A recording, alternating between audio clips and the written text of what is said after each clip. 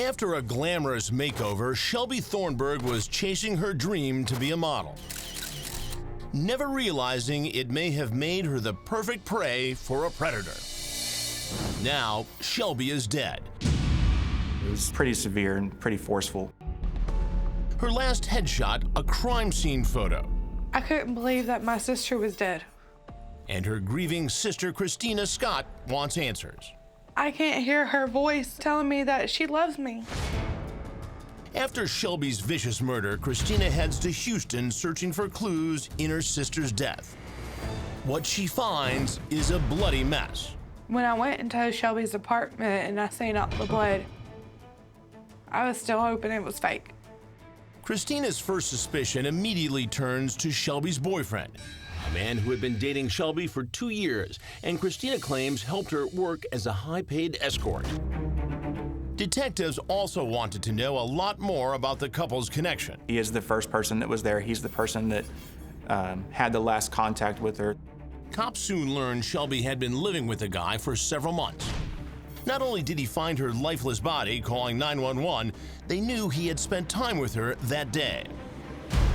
The first impression I got when my partner and I arrived was Shelbey was nude.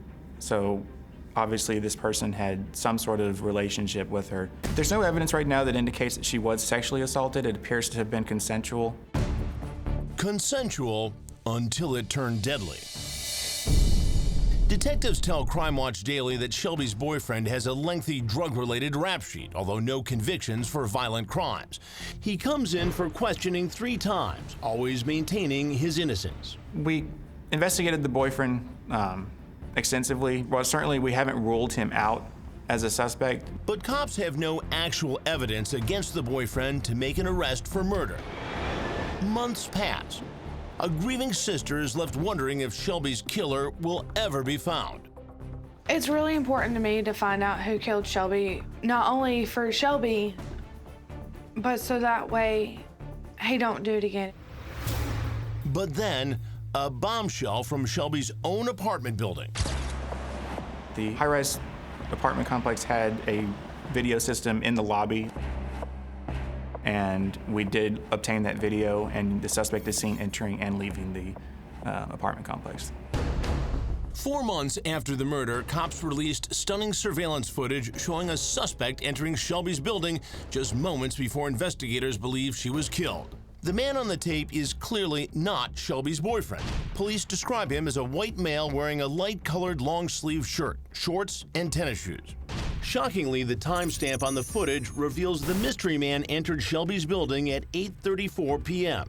He left just 23 minutes later, at 8:57, right around the time police believe Shelbey was murdered. It seems as if the suspect committed the crime and then made sure to be gone as quickly as possible. Now, given the time frame of her death, cops believe he could be the killer, and they are desperate to know, was he connected to Shelbey? And did he want her dead?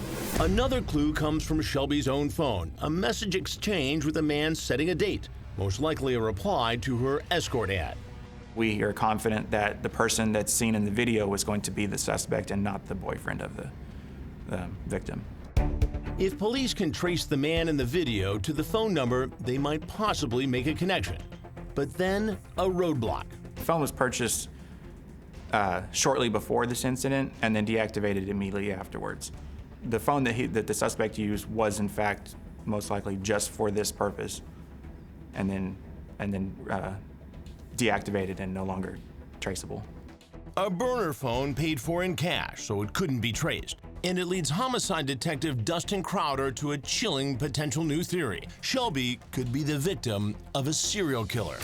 A twisted mind with a thing for blondes. I would say that the suspect in this case appears to have made contact with our victim based on her appearance.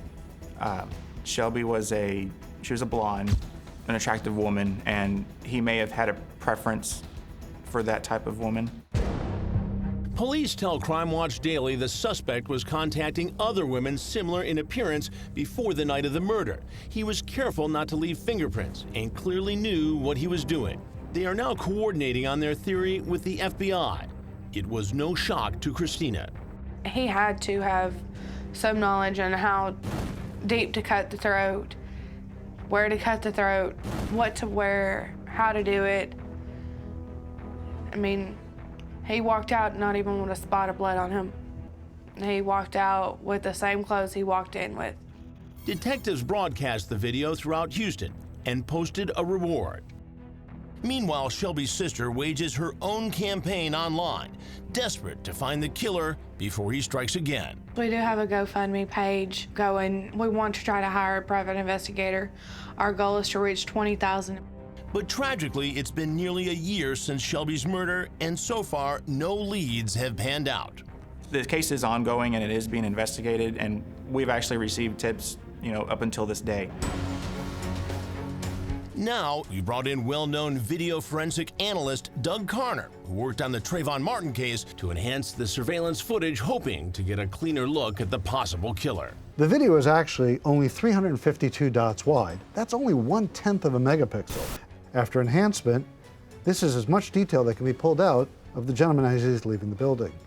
The quality of the original video only allows for slight improvement, but it's enough for Carner to reveal some surprising new information. From the original recording, it's very difficult to see for sure what's on his head. As we move over to the enhanced, we can more clearly see what appear to be sunglasses on his head, a slight receding hairline, and what appear to be shorts. Then, a particularly telling detail not well noticed in the original. At the time when he's leaving the building, it appears his left hand is in his pocket. It could be a sign he's hiding cuts on his hands, or that moments after the grisly murder, he's totally relaxed. Our expert is also able to enhance what could be the most helpful to police. Shockingly, the suspect walks right past potential witnesses sitting in the lobby, including a man who comes through the door. In the enhanced video, we can see that the three people sitting here are paying attention to something in their laps that appear to be cell phones, and might explain why they did not notice the gentleman leaving. But now, with the enhanced footage, Crime Watch Daily wonders if any of those witnesses in the lobby or anyone else will recognize the man in this scene.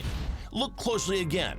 Cops are desperate for more information. We have put the video out through the Crime Stoppers of Houston, and if anybody that's watching this, does recognize this person, they can contact Crime Stoppers of Houston, and there is a reward for any information that leads to the arrest of this suspect.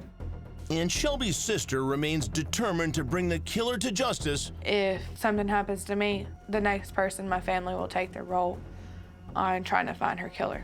It's never gonna stop until he's found. Even if she risks becoming his next target. I'm still scared that I could be next.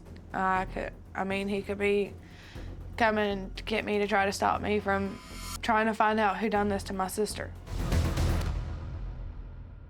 And there's one more interesting note on the theory about Shelby's murder being the work of a serial killer. In an email with Crime Watch Daily, the detective on the case tells us, quote, "I'm aware of one similar case in Houston where a woman had her throat cut. However, a connection between the two has not been established yet.